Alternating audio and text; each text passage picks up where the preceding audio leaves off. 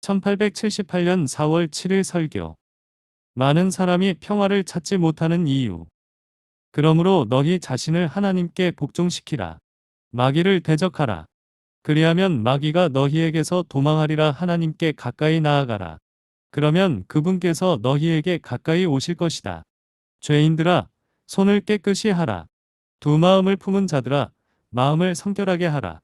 고난을 받고 애통하며 울라. 너희의 웃음을 애통으로, 너희 기쁨을 근심으로 바꾸라. 주 앞에서 낮추라. 그리하면 주께서 너희를 높이시리라. 야고보서 4장 7절로 10절. 우리는 하나님과 우리 사이에 평화를 찾을 수 없다고 말하는 사람들을 자주 만납니다. 그들은 주 예수를 믿으라는 명령을 받았지만 그 명령을 오해합니다.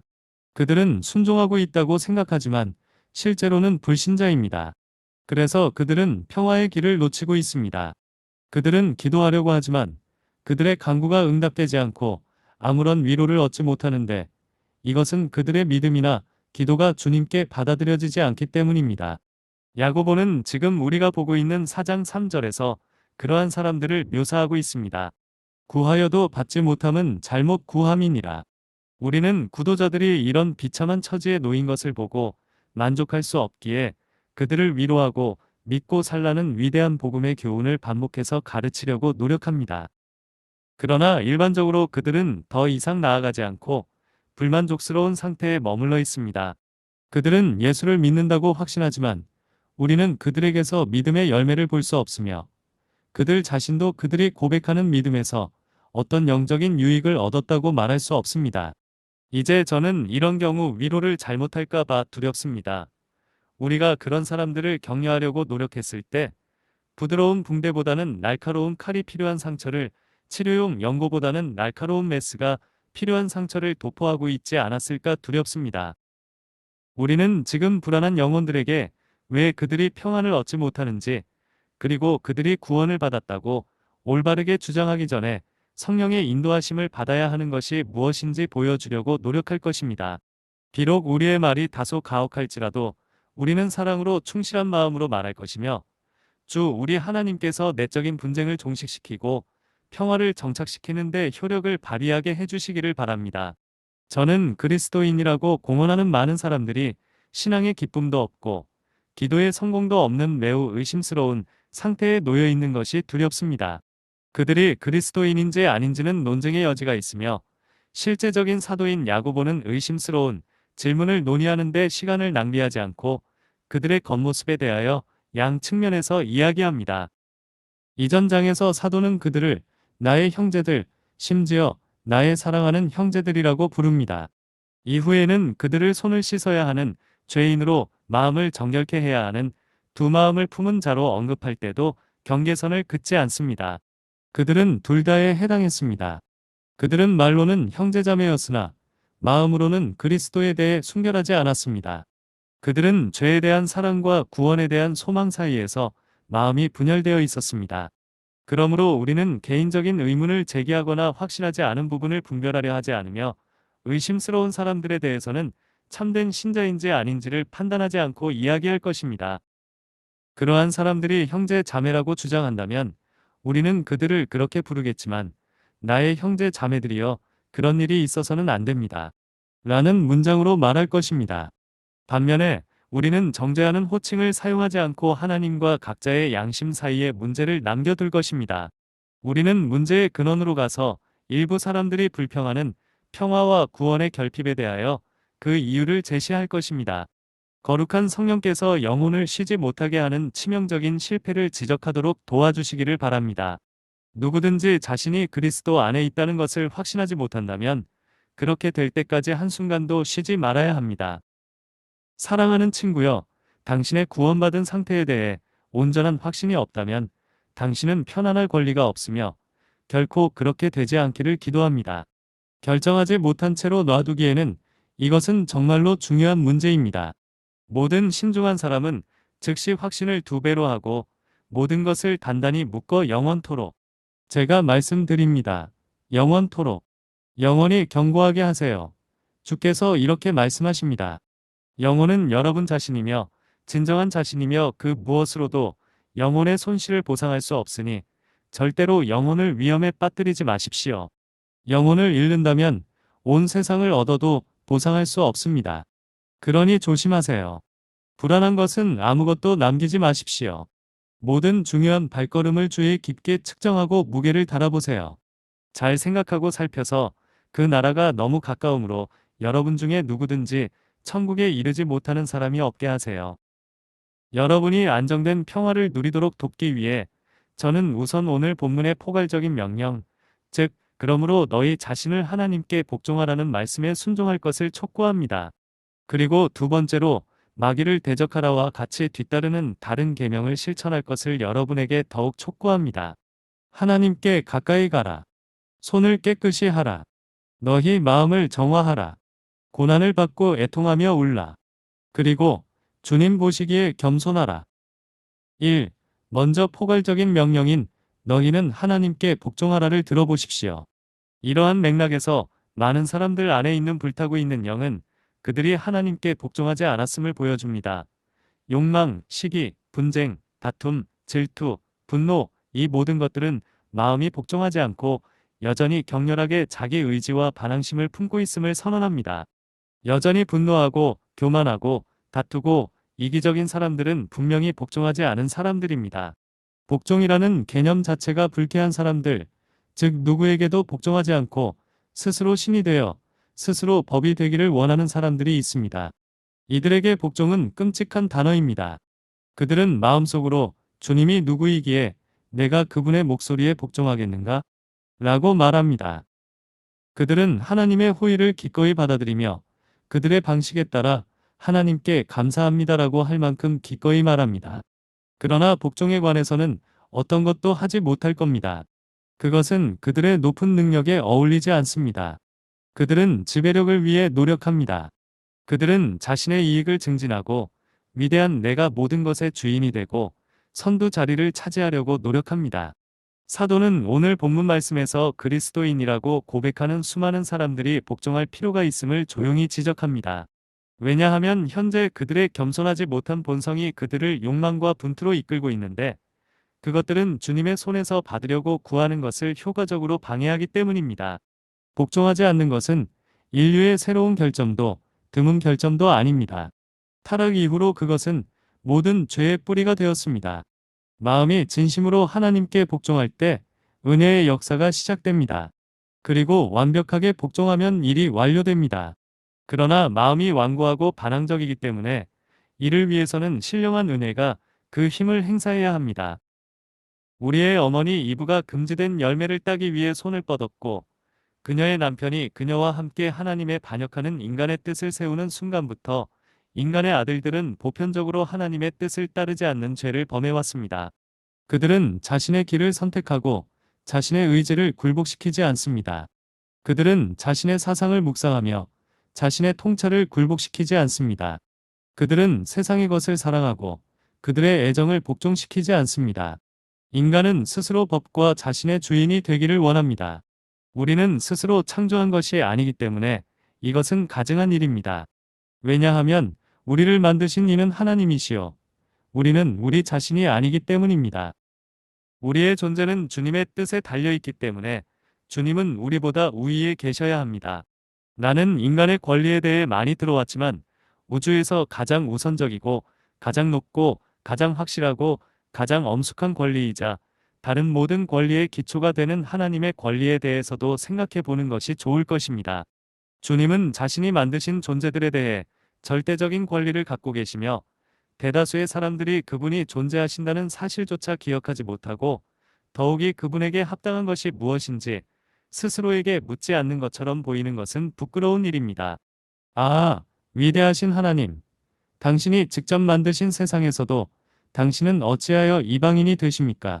당신이 눈을 주시지 않았다면 볼 수 없는 피조물들이 당신을 제외한 모든 것을 생각합니다. 그리고 당신이 그들을 존재하게 하시지 않았다면 살 수 없었던 존재들이 당신을 완전히 잊어버립니다. 또한 그들이 당신의 존재를 기억하고 당신의 능력을 보고도 당신의 적이 될 만큼 어리석은 자들입니다. 죄의 엉겅퀴는 하나님을 반대하는 밭고랑 속에서 자랍니다. 주님께서 반대자들의 마음이 그분의 진리에 순종하는 것을 기뻐하실 때 그것은 구원의 분명한 표시입니다. 사실 그것은 구원의 새벽 그 자체입니다. 하나님께 복종하는 것은 안식을 찾는 것입니다. 하나님의 통치는 너무나 유익하기 때문에 기꺼이 순종해야 합니다. 그분은 장기적으로 우리에게 해를 끼칠 수 있는 일을 하라고 결코 명령하시지 않으며 우리에게 실제로 유익이 될 수 있는 어떤 일도 금지하지 않으십니다. 우리의 하나님은 너무나 친절하시고 지혜로우시며 사랑의 배려로 가득하시므로 그분의 인도를 따르는 것이 항상 우리에게 최선의 이익이 됩니다. 비록 우리가 우리 자신의 길을 선택할 수 있고 아무런 의무가 없다 하더라도 주님의 길을 선택하는 것이 현명하고 슬기로운 일입니다. 왜냐하면 그 길이 즐겁고 안전한 길이기 때문입니다. 사랑하는 여러분, 주님은 너무나 위대하셔서 그분의 피조물을 불공평하게, 불친절하게 대하실 필요가 없습니다. 사실 그분은 너무나 위대하시므로 자신의 통치로부터 어떤 개인적인 이익도 필요 없습니다. 그러나 그분의 통치와 인도가 없다면 우리는 완전히 파멸될 것이기 때문에 그분은 우리를 다스리시기 위해 자신을 낮추셨습니다. 그분께서 한 가정의 아버지처럼 우리에게 이것을 명하시고 저것을 금하시는 것은 우리의 유익을 위한 것입니다. 예수님께서 우리를 자유롭게 하신 자유에서 벗어나 이기심의 압제와 마음의 저열한 정욕 아래 우리 자신을 가두는 것은 우리 자신을 무자비하게 학대하는 것입니다. 위대한 왕의 영광스러운 섬김을 버리고 사탄의 종이 되는 것은 미친 짓입니다. 5. 사람들이 자신을 하나님께 복종하고 기꺼이 축복을 받기를 원합니다. 하나님에 대한 모든 저항은 틀림없이 헛된 짓입니다. 상식적으로 전능자에 대한 반항은 광기이자 신성 모독입니다. 주님의 목적이 세워지고 그분의 기쁨이 이루어져야 합니다. 그분은 힘으로 확실히 모든 반대를 분쇄할 것입니다. 반대하는 것은 헛된 일입니다. 그러면 사람이 왜 주님과 싸워야 합니까? 지혜와 의로움을 위하여 사람은 하나님께 복종해야만 합니다. 그리고 구원을 위해서는 하나님께 복종하는 것이 절대적으로 필요하다는 사실을 항상 명심하십시오. 사람은 하나님의 지고하신 위엄 앞에 머리를 숙일 때까지 구원받지 못합니다. 나는 예수를 믿습니다라고 말하지만 자신의 욕망을 따르고 자신의 정욕을 채우기 위해 계속 행동한다면 그는 양의 탈을 쓴 늑대에 불과한 가식적인 사람일 뿐입니다. 죽은 믿음은 아무도 구원하지 못합니다. 그것은 마귀의 믿음만큼도 좋지 않습니다. 왜냐하면 그들은 믿고 떨면서 자신의 죄악을 뻔뻔스럽게 저지르는 방식으로 믿기 때문입니다. 아니요. 구원은 자아와 죄의 지배로부터 구원받는 것을 의미합니다.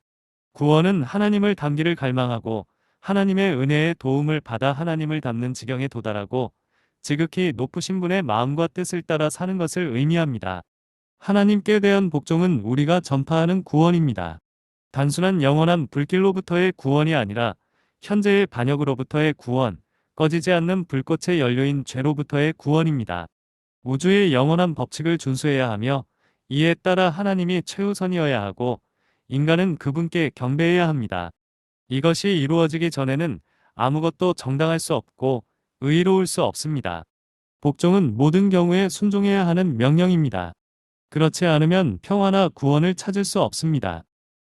일반적으로 하나님과의 평화를 구할 때 걸림돌은 영혼의 길을 가로막는 이 복종의 문제입니다.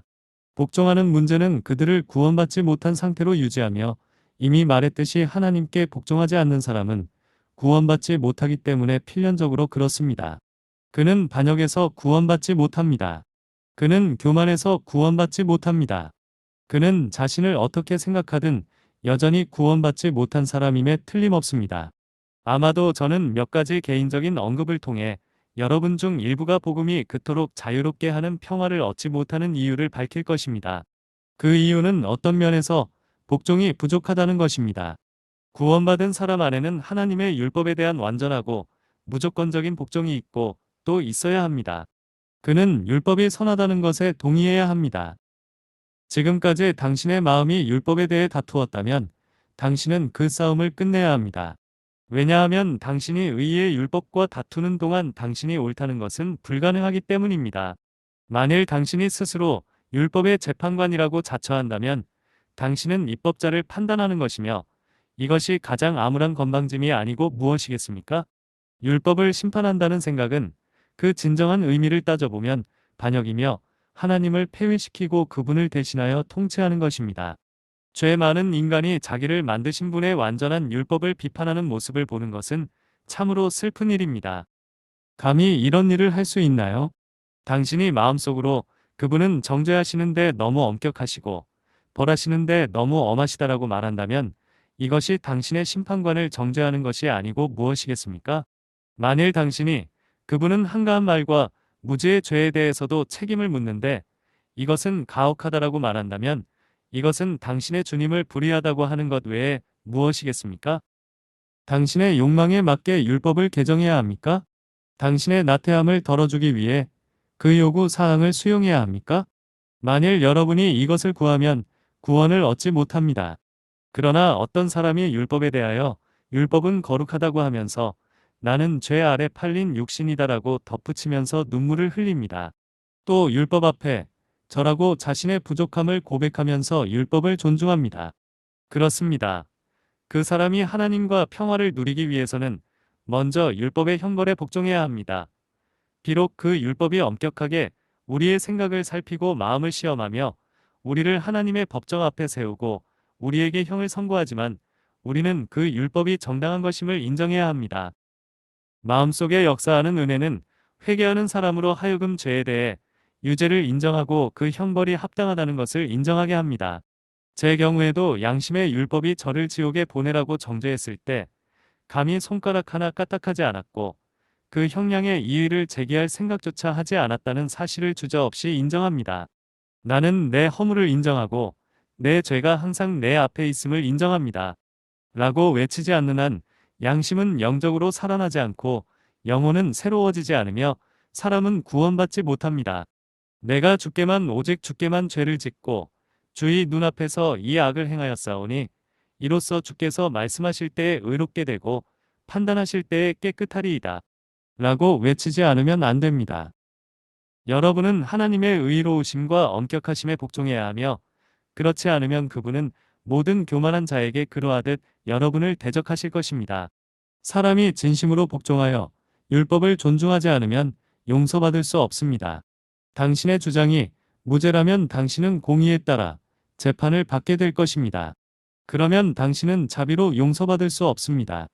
당신은 절망적인 상황에 처해 있습니다. 하나님 자신도 그런 입장에서는 당신을 만나실 수 없습니다. 왜냐하면 그분께서는 율법이 불의하며 그 형벌이 너무 가혹하다는 것을 인정하실 수 없으시기 때문입니다. 당신이 그분의 율법을 무시하는 동안 주님은 당신과 평화롭게 지내실 수 없습니다. 그분은 당신을 유죄라고 선언하시고 당신은 이 선언에 이의를 제기합니다. 그러므로 당신과 그분 사이에는 당신이 실수를 인정하고 용서를 구할 때까지 결코 끝날 수 없는 싸움이 있습니다. 당신이 자비를 만날 수 있는 곳, 즉 죄인의 자리에 서게 되면 그분은 당신을 자비로 다루실 수 있습니다. 그러나 당신이 나는 무죄하다고 말하고 자신을 옹호하거나 변명하기 시작한다면 당신은 주님께서 인정하실 수 없는 근거에 있는 것입니다. 당신이 의롭다고 공언하는데 공의를 가지지 않고 주님께서 어떻게 당신을 대하실 수 있겠습니까? 그리고 만약 그분께서 당신을 의롭게 다루신다면 그분은 기꺼이 그분의 증인을 불러 당신이 유죄임을 입증하시고 당신을 지옥에 보내실 것입니다. 그러므로 하나님께 복종하고 주님, 저는 유죄입니다. 저는 이제 반역의 무기를 내려놓고 주님 앞에 정죄를 받았음을 인정합니다. 그리고 제가 구원을 받는다면 그것은 반드시 당신의 값없는 용서, 한없는 자비, 한없는 사랑에 의한 것입니다. 라고 말해야 합니다. 다음으로 사람은 은혜로만 구원하시는 그 경륜에 자신을 복종시켜야 합니다. 하나님은 은혜의 기초 위에서 죄인을 만나십니다. 나는 너에게 무죄를 선고할 수 없다. 그분은 이렇게 말씀하시는 것 같습니다. 그러나 나는 너를 용서할 수는 있다. 나는 내가 죄를 부인하는 것을 용납할 수 없으나 내가 내 죄를 자백하면 나는 미쁘고 의로우니 내 죄를 사하고 너를 모든 불의에서 구원할 것이다. 이제 사랑하는 청중 여러분, 오직 은혜로만 구원받고 죄와 그 형벌로부터의 구원을 전적으로 하나님의 값없는 은혜에 기꺼이 비치고 싶습니까? 그렇게 하시겠습니까? 그럴 것이라 믿습니다. 그러나 그렇지 않은 사람들이 있는데 그들은 자신의 의의를 세우려 하고 하나님의 의의에 복종하지 않습니다. 그들은 예배당에 가고 설교를 듣고 기도회에 참석하고 성경을 읽는 등 많은 일을 하면 분명히 하나님께 주장할 수 있는 것들을 요구할 수 있을 거라고 생각합니다. 오, 여러분, 주장은 그만두십시오. 여러분이 청구서와 같은 것을 가지고 오면 주님은 그 사건을 전혀 건드리지 않으실 것입니다. 왜냐하면 당신은 주장할 것이 없고 주장하는 것은 하나님께 모욕이 될 것이기 때문입니다. 만일 당신이 하나님께 요구할 것이 있다고 생각한다면 법정에 가서 항변하십시오. 그러나 그 판결은 분명히 당신에게 불리할 것입니다. 왜냐하면 율법의 행위로는 의롭다 함을 얻을 육체가 없기 때문입니다. 다른 방법을 시도하십시오. 아무 주장도 하지 말고 하나님께 나아가서 주님, 저는 자비를 구합니다. 주님께서 원하신다면 기꺼이 당신의 값없는 은혜를 받겠습니다. 라고 말하십시오. 주님은 은혜로우시며 자기의 죄를 고백하며 주님께 나아가는 사람을 버리지 않으시기 때문에 여러분은 그 이유로 받아들여질 것입니다. 여러분은 또한 속죄 희생을 통해 그리고 그 희생에 대한 개인적인 믿음을 통해 여러분을 구원하시는 하나님의 방식에 복종해야 합니다. 당신은 그분의 아들을 신령한 분으로 영접해야 하며 죄 사함을 위해 많은 사람을 위해 흘리신 저 속죄의 피를 믿어야 합니다. 확실히 이것에 마음을 굴복시키는데 어려움이 없을 것입니다. 위대하신 중보자에 의한 구원은 너무나 즐거운 구원의 길이고 하나님께는 너무나 공의로우며 사람에게는 너무나 안전하여 천국으로 가는 그러한 왕도가 우리에게 열려 있다는 것을 생각할 때 우리는 기쁨으로 손뼉을 치게 될 것입니다. 친애하는 청중 여러분, 어떻게 생각하십니까? 성령께서 여러분을 예수님의 보혈을 신뢰하도록 이끄십니까? 그리고 모든 죄를 포기하는 문제에 있어서 하나님께 완전히 복종해야 합니다. 많은 사람들이 자비를 구하면서도 계속해서 죄를 짓고 있습니다. 구원은 죄로부터의 구원이지 죄 안에 있는 것이 아니기 때문에 그런 사람은 구원받을 수 없습니다. 우리가 죄의 노예라면 어떻게 죄에서 구원받을 수 있을까요? 하나님께 나아가 주님, 저를 구원해 주시고 불쌍히 여기소서라고 부르짖으면서도 사적으로 술을 마시고 반쯤 취해 있다면 어떻게 구원받을 수 있겠습니까? 사업에서 계속 속임수를 쓰거나 거짓말을 하고 가정에서 악의와 성냄에 빠져 있거나 교만하고 불친절하고 이기적이고 비참하다면 어떻게 구원을 받을 수 있겠습니까? 친구 여러분, 이런 일이 있는 동안에는 믿음 자체가 여러분을 구원할 수 없음을 경고합니다. 왜냐하면 여러분의 믿음이 구원하는 믿음이라면 이런 악에서 여러분을 구출할 것이기 때문입니다. 이것이 바로 구원, 즉 죄의 권세와 습관으로부터의 구원입니다. 많은 기도가 반은 위선적입니다. 즉, 일종의 성실성은 있지만 거룩함을 향한 온 마음의 열망이 없기 때문에 결코 하나님으로부터 평안한 응답을 얻지 못할 것입니다. 오 구도자, 여러분, 당신은 모든 죄를 기꺼이 버리시겠습니까? 오라, 술 취한 자여, 당신은 용서받기를 기도하고 있지만 취하게 하는 술잔을 단번에 떠나고자 애쓰고 있습니까? 친구여, 당신은 용서를 구하십시오. 그것은 좋습니다. 그러나 동시에 당신의 범법을 멈추고 싶습니까? 예, 입니까? 혹은 아니요, 입니까? 당신은 모든 거짓된 생활을 찾아내고 그것이 발견되자마자 버리기를 열망하고 있습니까? 당신은 거룩하고 진실하며 경건한 혀를 갖고 싶습니까? 당신은 모든 정욕과 은밀한 악덕으로부터 구원받기를 갈망하십니까? 그렇다면 주 예수 그리스도를 믿을 때 당신은 이미 구원받은 것입니다. 악에서 구원받기를 갈망하는 당신의 탄식이 성화 사역의 시작입니다. 그러나 당신이 나의 한 가지 방종, 나의 한 가지 은밀한 죄악을 제외하고는 모든 잘못된 길에서 구원받을 것입니다라고 말한다면 당신은 쓴 담즙과 죄악의 결박에 빠져 있습니다. 여러분의 기도는 응답 없이 여러분의 가슴으로 돌아올 것이며 그리스도를 믿는 척하는 여러분의 믿음은 여러분을 정죄할 것입니다. 당신이 당신의 죄를 사랑하기 때문에 당신의 공상적인 믿음은 당신을 구원할 수 없습니다.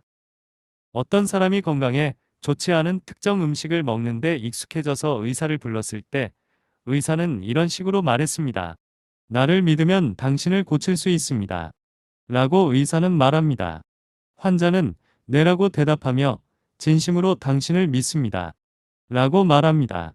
의사는 이어서 당신의 질병의 원인이 되는 그 음식을 포기해야 합니다. 당신이 그것을 먹는 한 당신은 그 대가를 치러야 하므로 당신의 그 고상한 음식은 포기해야 합니다. 라고 말합니다. 글쎄요, 의사 선생님, 당신을 믿지만 내가 좋아하는 음식을 포기할 수는 없습니다. 라고 그는 말합니다. 그가 의사를 전혀 신뢰하지 않는다는 것이 모든 사람에게 명백하지 않습니까? 그럼에도 어떤 사람이 나는 그리스도께서 나를 죄에서 구원해 주실 것을 믿습니다라고 선언하고 계속해서 악을 행한다면 그는 선한 의사를 조롱하면서 갑작스러운 멸망의 위험에 처해질 것입니다. 당신은 마음에서 죄를 쫓아내야 합니다. 그렇지 않으면 죄가 당신을 천국에 들어가지 못하게 할 것입니다. 이 점은 반드시 강조되어야 합니다. 죄를 버리지 않고서는 그리스도를 영접하는 것은 불가능합니다. 우리가 구원을 받으려면 주님의 모든 가르침에 대해 주님께 복종해야 합니다. 이 시대에 매우 필요한 점은 종교적인 것처럼 보이는 수많은 사람들이 성경이 그들을 판단하도록 허용하는 대신 성경을 판단한다는 것입니다. 지혜로운 사람들이여, 너희가 돌이켜 어린 아이들과 같이 되지 아니하면 결단코 천국에 들어가지 못하리라는 말씀을 들으세요. 영감받은 말씀의 무오류의 권위에 복종하는 것은 예수님의 모든 제자에게 절대적으로 요구되는 일입니다. 그러나 이 시대는 그 반대의 정신을 기뻐합니다. 스스로를 복음의 일꾼이라고 부르는 이들 중 몇몇 사람도 영혼을 구원하는 어린 아이와 같은 믿음과 정반대되는 정신에 끈질기게 빠져 있습니다. 그들은 그리스도의 가르침에 대한 반역을 선동하고 정직한 의심이라는 이름으로 그것을 외치려고 부지런히 노력합니다. 그들은 사람들이 믿기를 원하지 않고 오히려 생각하기를 원하며 그들의 복음은 실제적으로 의심하고 세례를 받지 말라, 그리하면 구원을 얻으리라 입니다. 부끄러워하세요. 우리 복음은 믿고 세례를 받는 사람은 구원을 얻을 것이다 입니다. 그리고 우리는 우리 주 예수 그리스도께서 제자들에게 모든 민족에게 전파하라고 말씀하신 것을 가르치는 것으로 만족합니다. 내가 결코 내 이성을 포기하지 않는다면, 내가 이해할 수 없는 것을 결코 믿지 않겠다면, 나는 성경 본문을 자르고 난도질하기 위해 칼을 들고 다닐 것입니다. 내가 마리아와 함께 예수님의 발 앞에 앉지 않고 그분이 내 발 앞에 앉아서 그분의 종교가 무엇이어야 하는지, 그분이 말씀하셨어야 하는 것이 무엇인지 말하기를 원한다면 어떻게 구원을 받을 수 있을까요? 결국 우리가 개인적으로 오류가 없다고 하며 우리의 주장을 선택하는 데 온종일을 소비한다면 어떻게 그리스도를 알 수 있습니까? 주님의 분명한 가르침에 판단을 맡기지 않고 그분의 교리를 수정한다면 어떻게 구원받을 수 있습니까? 내가 내 지성을 하나님께 맡기지 않았다면 무슨 평화가 있을 수 있겠습니까? 여러분 조상들보다 훨씬 더 많은 것을 알고 있고 너무 지성적이어서 여러분 조상들의 하나님을 경외하지 못하는 지혜로운 젊은이들이여, 이 점을 잘 기억하세요. 이제 평화를 원하지만 평화를 찾을 수 없는 여러분에게 또 다른 질문을 드리고 싶습니다. 당신은 하나님의 섭리와 경륜에 자신을 복종시켰습니까? 이 기도의 집에 자주 앉아 하나님과 논쟁을 벌이는 사람들을 알고 있습니다. 그분은 사랑하는 물건을 가져가셨고 당시 사람들은 그분이 불친절하고 잔인하다고 생각했을 뿐만 아니라 지금도 그렇게 생각하고 있습니다. 부르퉁한 어린아이처럼 그들은 위대하신 아버지께 사악한 눈으로 흘겨봅니다. 그들이 주님의 우월하심을 인정하고 반항적인 생각을 버리기 전에는 결코 평화롭지 못하며 앞으로도 그럴 것입니다. 만일 그들이 올바른 마음 상태에 있었다면 그들은 자신들의 가혹한 시련에 대해 주님께 감사할 것이며 그분의 뜻이 확실히 옳다고 동의할 것입니다. 이 점에 대한 불복종이 많은 사람들에게 영향을 미칠까 두렵습니다.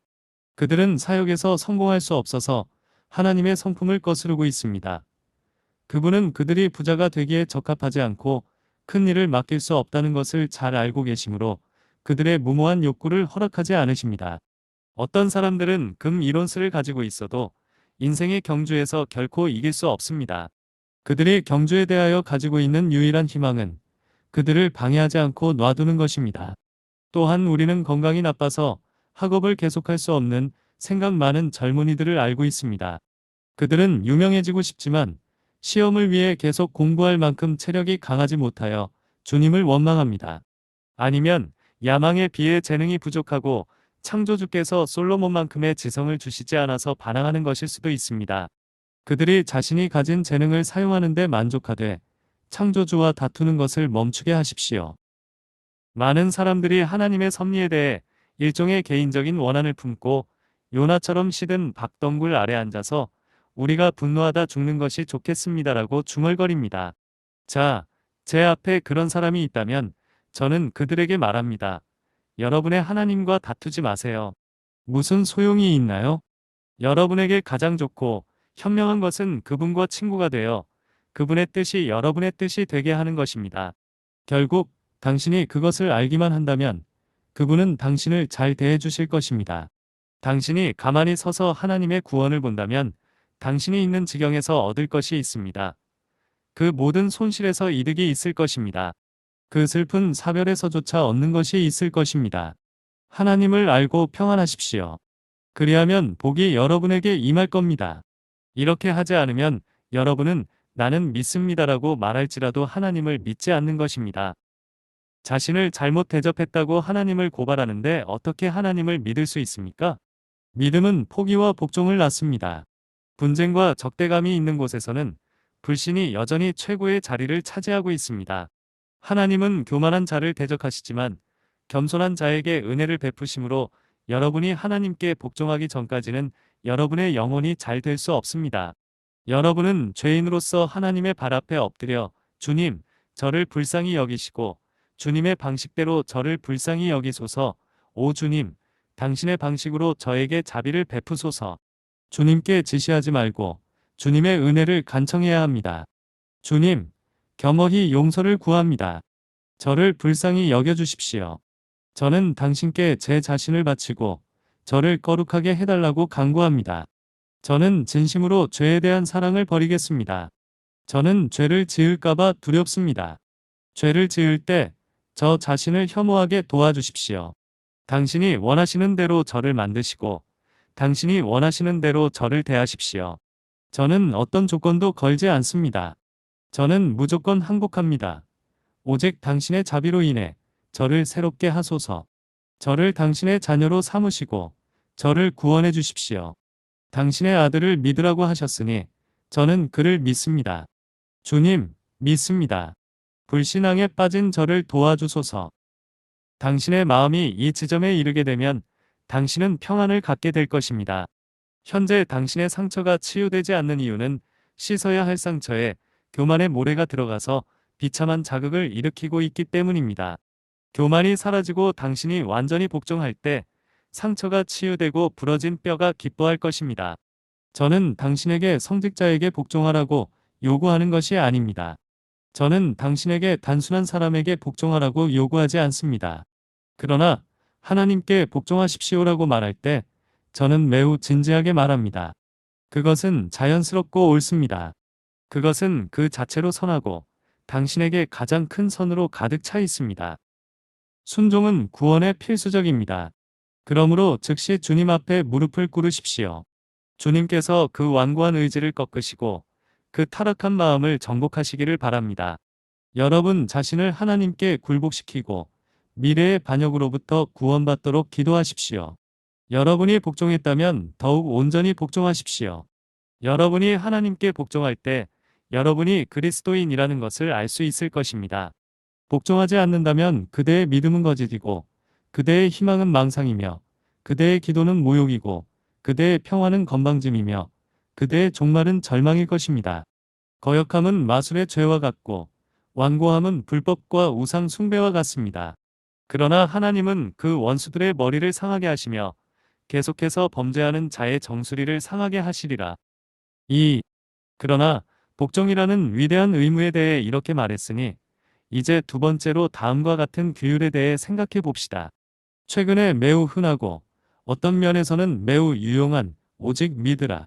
그리하면 구원을 얻으리라는 설교가 때때로 그것을 들은 사람들에 의해 완전히 잘못 이해되고 있다는 두려움이 있습니다.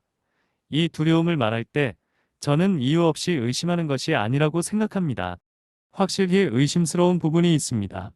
젊은이들이 가볍고 경박하고 어지럽고 심지어 악한 삶을 살면서도 예수 그리스도를 믿는다고 주장하는 경우가 있습니다. 당신이 그들을 조금 살펴보면 그들이 그리스도를 믿는다는 것은 그리스도께서 그들을 구원하셨다고 믿는 것을 의미한다는 것을 알게 됩니다. 그러나 그들의 성격을 아는 사람은 누구나 그들이 전혀 구원받지 못했다는 것을 분명히 알 수 있습니다.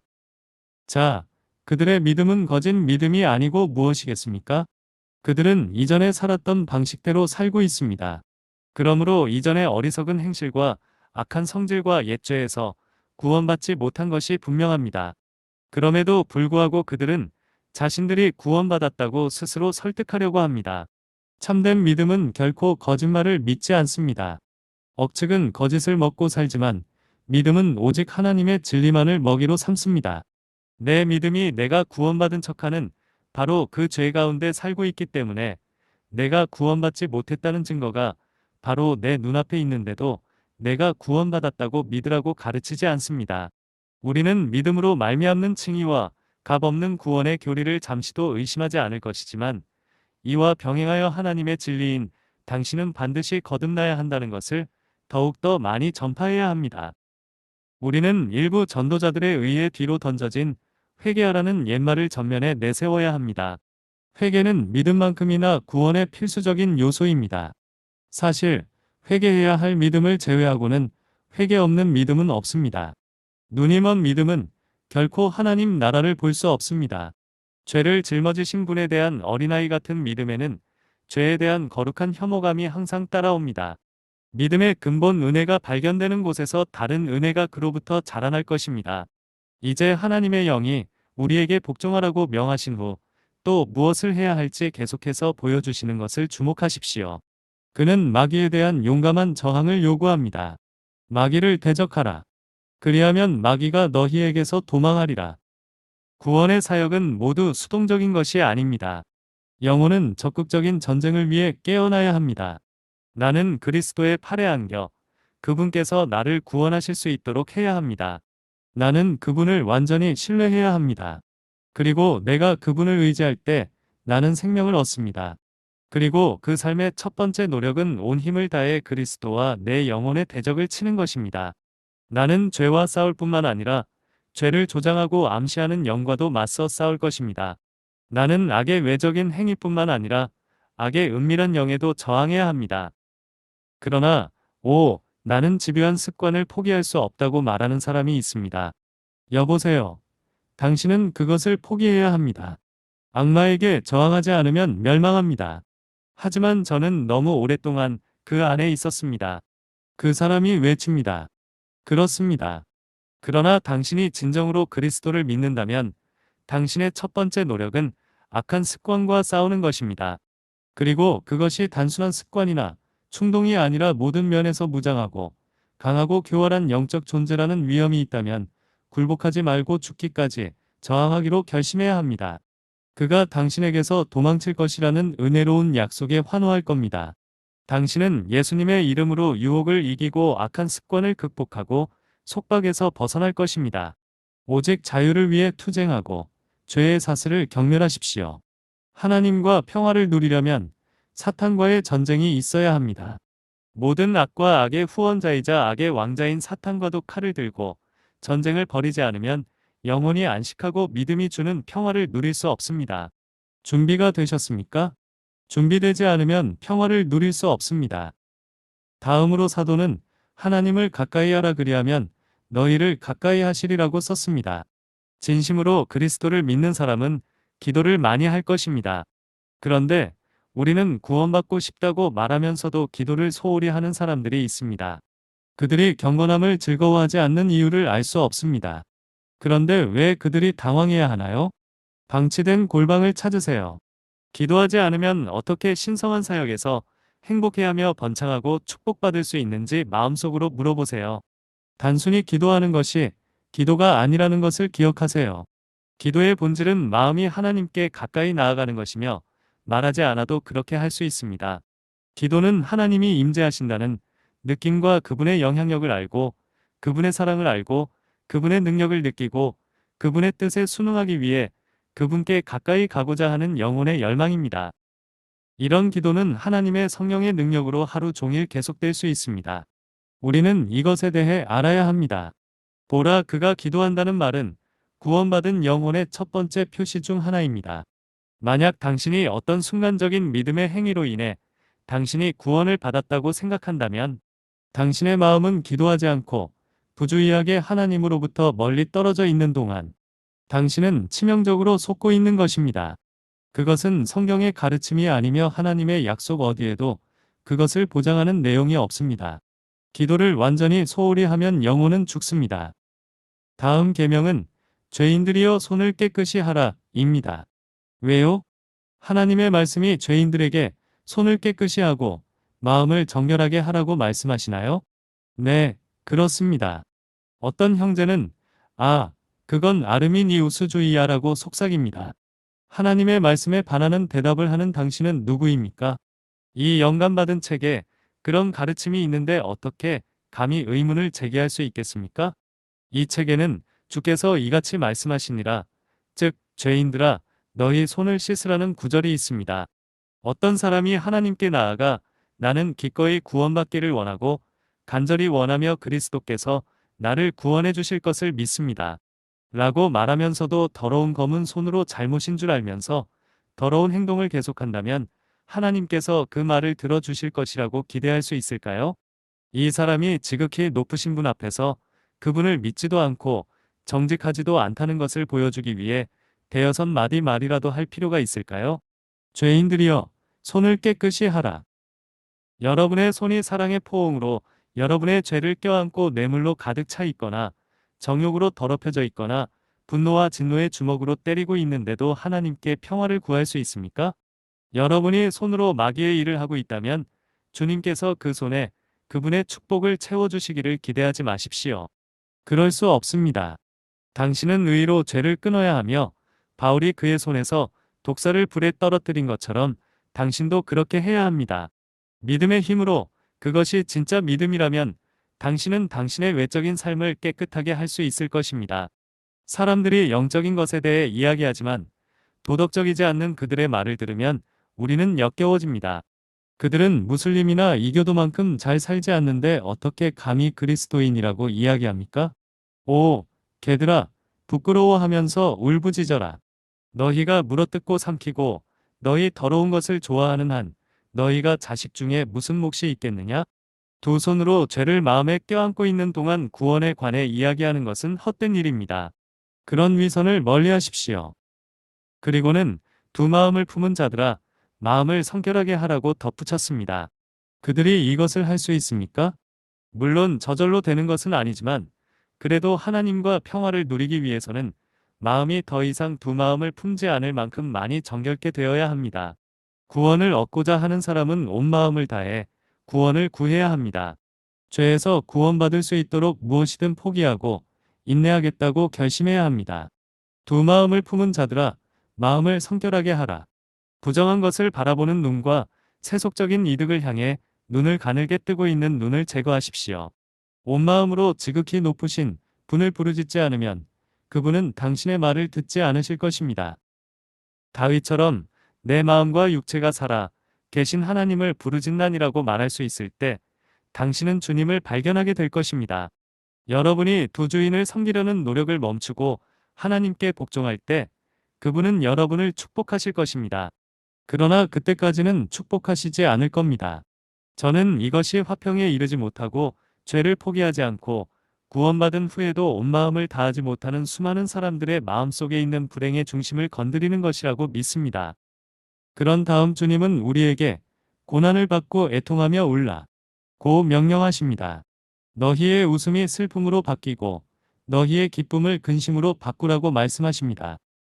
나는 평안을 찾을 수 없다, 구원을 얻을 수 없다 하면서 아주 분명하게 말하는 사람들을 만나는 것을 안타깝게 생각합니다.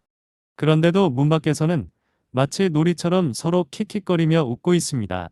안식일을 헛되고 한가하고 경솔한 대화로 보내고 있는데 그들은 심각성을 느끼지도 못하는 것 같습니다. 모든 것이 단순한 놀이처럼 보입니다. 일부 회심자들은 사람들이 목욕탕에 들어가듯 종교에 뛰어드는 것처럼 보입니다. 그들은 결코 그 문제를 따져보지 않습니다. 그들은 아무런 생각도, 죄에 대한 슬픔도, 하나님 앞에 겸비함도 없습니다. 당신이 구원받지 못한 영혼이라면 품위를 위해서라도 그 웃음을 멈추십시오. 당신이 길을 잃을 위험에 처해 있는데도 웃는다는 것은 지옥의 악마들이 극장을 차려놓고 구덩이에서 희극을 공연하는 것만큼이나 끔찍하고 음산하게 보입니다. 죄가 용서받지 못하고 하나님이 진노하시는데 무슨 권리로 웃을 수 있겠습니까? 아니, 더 정숙한 모습으로 그분께 나아가십시오. 그렇지 않으면 그분은 당신의 기도를 거절하실 것입니다. 진지하게 죽음과 심판, 다가올 증노를 생각하기를 시작하십시오. 이것들은 사소한 일이 아닙니다. 버들이여, 이것은 장난거리도 아니네. 참 종교는 손가락을 튕기며 야, 빨리 다 됐어라고 말하는 것만큼 쉽게 참여할 수 있는 것이 아닙니다. 당신이 구원받았다면 당신의 마음은 영원한 현실에 엄숙한 감동을 받고 삶과 죽음의 문제에 대해 진지하게 생각하게 됩니다. 죄에 대한 생각 자체가 여러분을 고통스럽게 하고 일상에서 죄를 만나기 때문에 매일 겸손해야 할 이유가 있고 죄 때문에 괴로워합니다. 많은 사람들이 평안을 얻지 못하는 이유는 그것이 그들에게 전혀 엄숙한 문제가 아니기 때문입니다. 그들은 그것을 마치 소년 소녀들이 하는 게임처럼 사소하게 여기고 마음과 정신이 깊은 관심을 가지고 받아들이지 않습니다. 그런 다음 주님은 하나님 앞에서 겸손하라고 말씀하심으로써 그분의 교훈을 요약하십니다. 이것으로 마무리하겠습니다.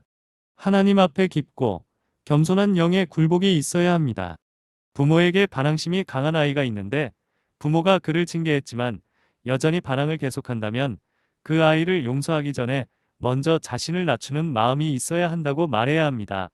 그 아이가 지혜로운 아이이고 당신의 분노를 피하고 싶다면 그는 성실하게 고백하고 자신이 잘못했음을 인정하며 당신의 사랑에 호소할 겁니다. 그러면 당신은 그를 기꺼이 용서해 줄 것입니다. 그러나 하나님께 나아가는 척하는 많은 사람에게는 겸손이 없습니다.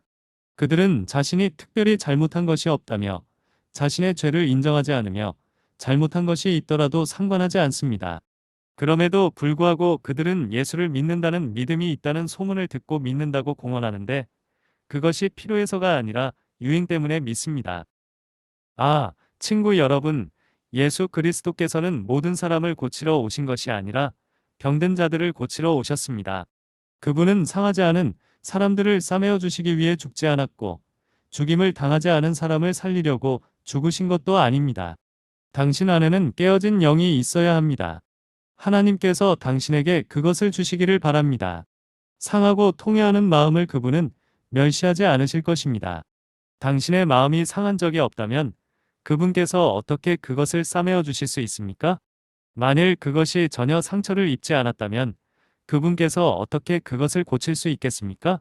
이것들은 중대한 문제이므로 여러분 중 누구도 미혹되지 않도록 제가 엄숙하게 말씀드립니다.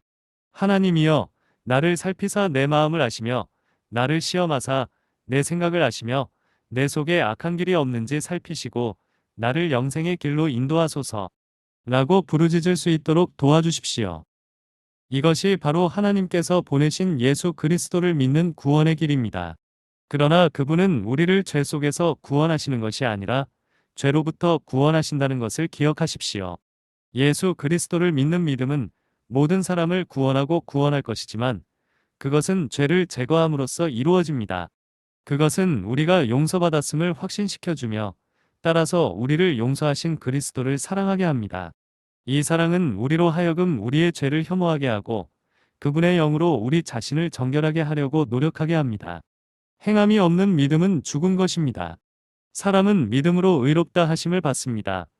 즉 행위로 말미암지 않고 오직 믿음으로만 의롭다 하심을 얻지만 그의 행함으로는 부분적으로도 의롭다 함을 받지 못합니다. 그러나 구원하는 믿음은 선한 일을 일으키고 거룩한 길로 인도하는 믿음입니다. 의와 참된 거룩함을 추구하지 않는 사람은 무슨 짓을 해도 살아있는 동안에는 죽은 사람입니다. 주님께서 그리스도를 위해 여러분에게 자비를 베푸시기를. 아멘.